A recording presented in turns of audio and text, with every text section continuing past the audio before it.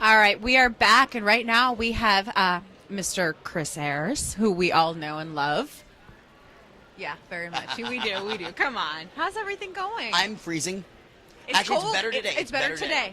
Saturday night, it was 12. Saturday night, it was 12. Yeah, I don't like anything that's like below 30. Okay, here's the thing. I'm from Texas. I'm from the middle of a desert. When I left Houston, it was in the 50s. Yeah. And I was miserable because it was too cold. Yeah. And I get off the plane here, and it is snowing.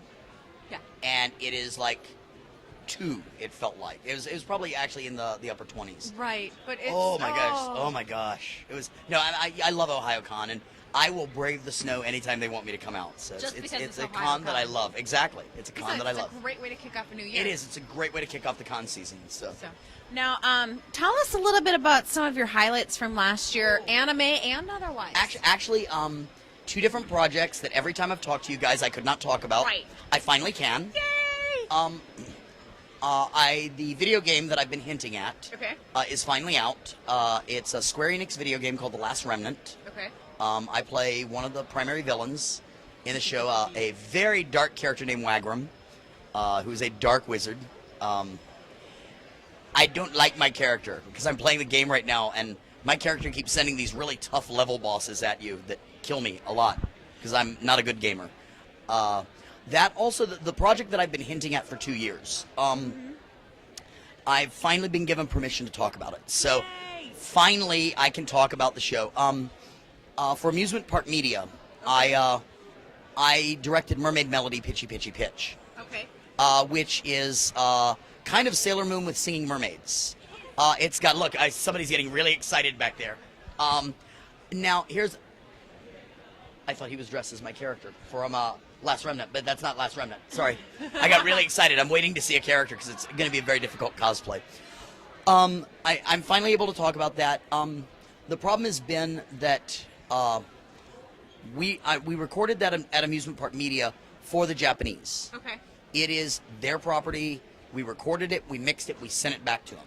Gotcha. And over 2 years, I did 2 full seasons of that show. Wow. It was making the girls crazy. I mean, you want to talk about a stellar cast. It's got Lucy Christian, Brittany Karbowski, Carly Mosier, Greg, Blake Shepard, Tiffany Grant, Kira Vincent Davis, Wow. Christine Otten, Hillary Haig, and that's just in principal roles. Wow.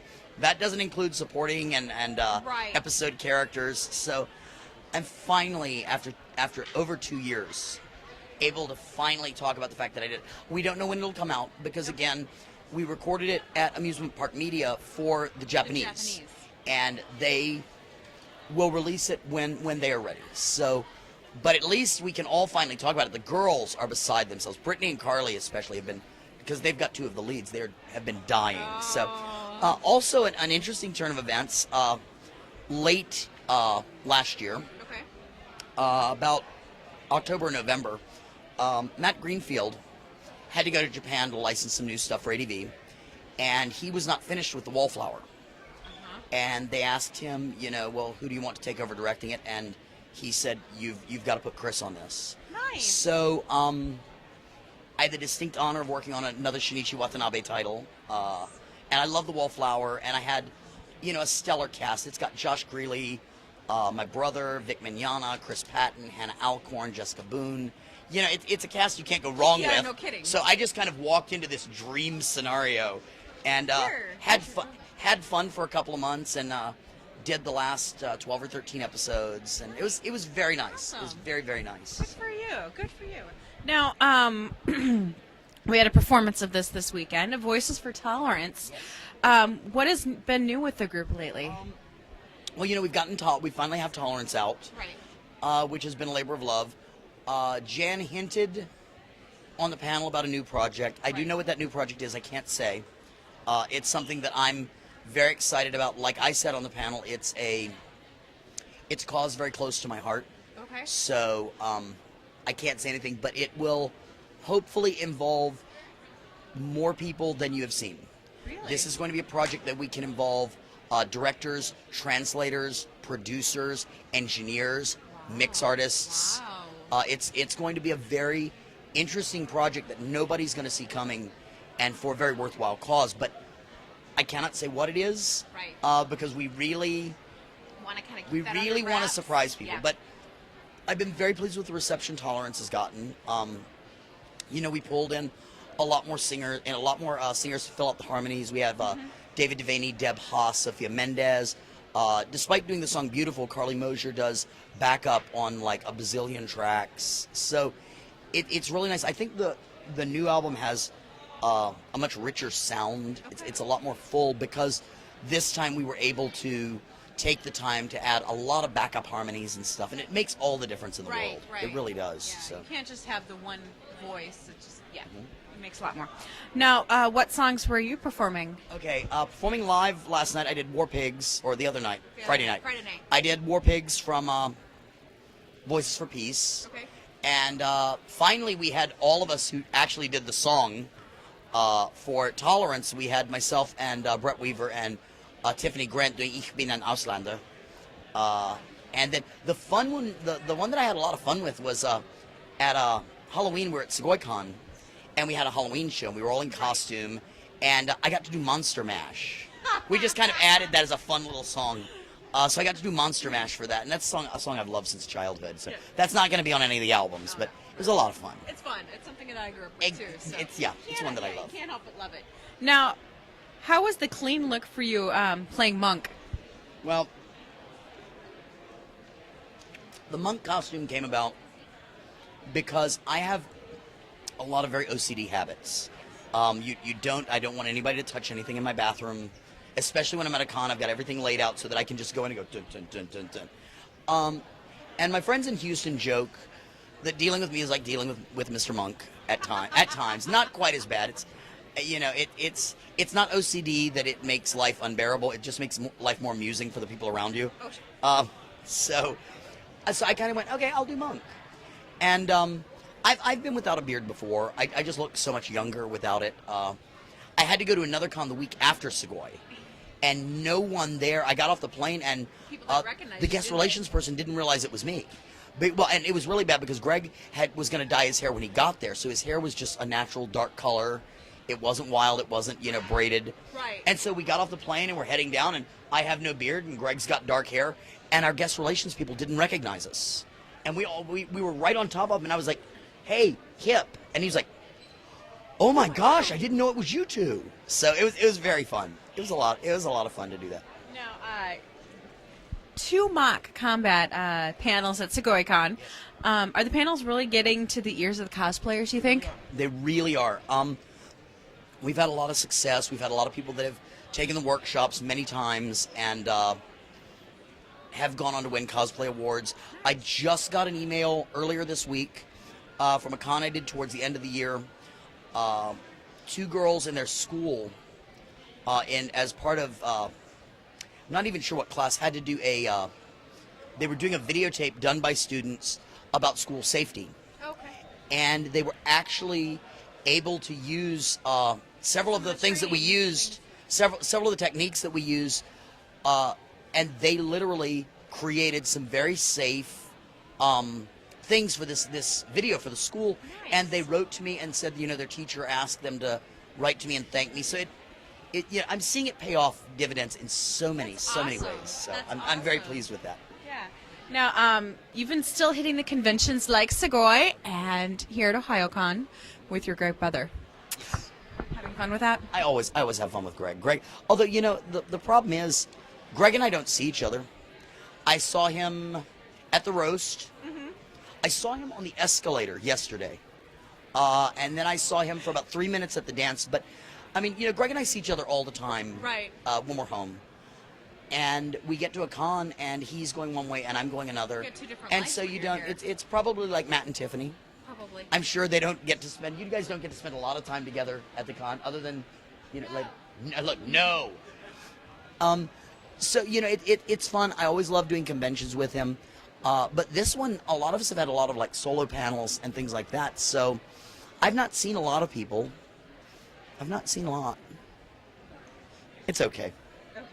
Now, how did the roast of Matt Greenfield go? And what stories did you bring up? I did not bring up a lot. I brought up a story that Brett Weaver told that was actually more embarrassing to Brett Weaver. about him complaining about Tiffany, not knowing that Matt and Tiffany were dating. I told a story about Matt getting an upgrade on the plane and leaving Tiffany in coach, which Tiffany had told me. But, you know, here's the thing. This year was probably one of the hardest roasts to do. I always have a hard time, and there's nobody really that's up there that I don't like. Right. But I always, you know, it would almost be a lot easier if I didn't like the people. It really would. The problem was, everybody who was up there is so much fun, and I adore so much. It's very hard for me to really say anything, and especially Matt. I mean, you know, I said on the dais at the end, you know, ADV and Matt and David and that group have really saved my neck several times when I was probably at my lowest points. Mm-hmm. So how can you really rip into somebody that has been part of that, you know? Right. And so, you know, I got up there, I didn't go real rough on anybody except maybe Chris Patton, but he knew I was going to. I'd cleared everything with him.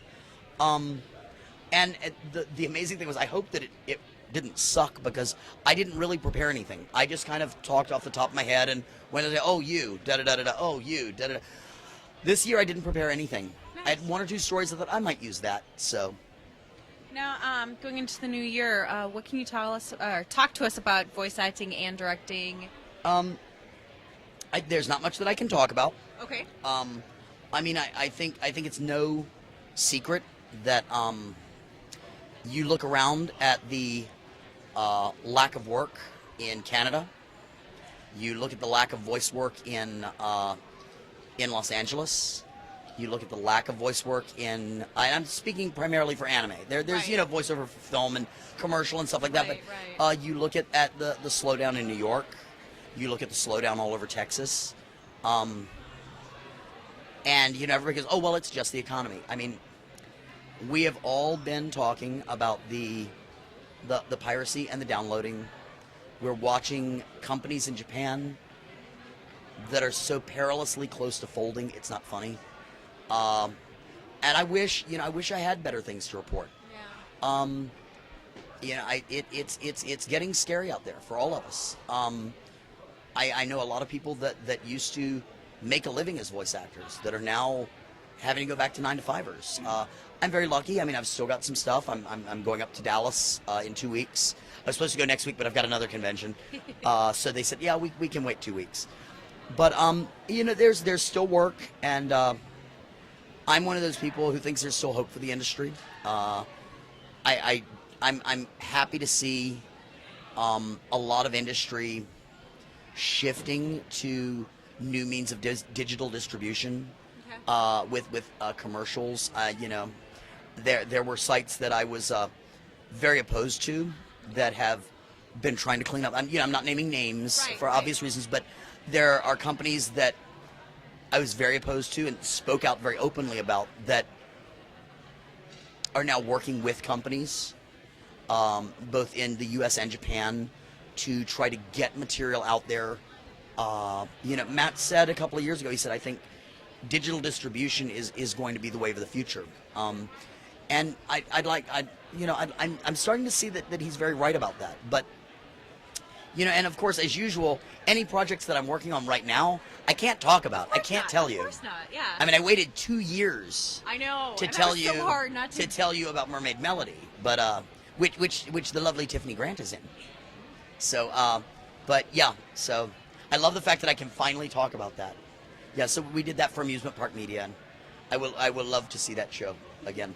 I miss it very much. So, but yeah.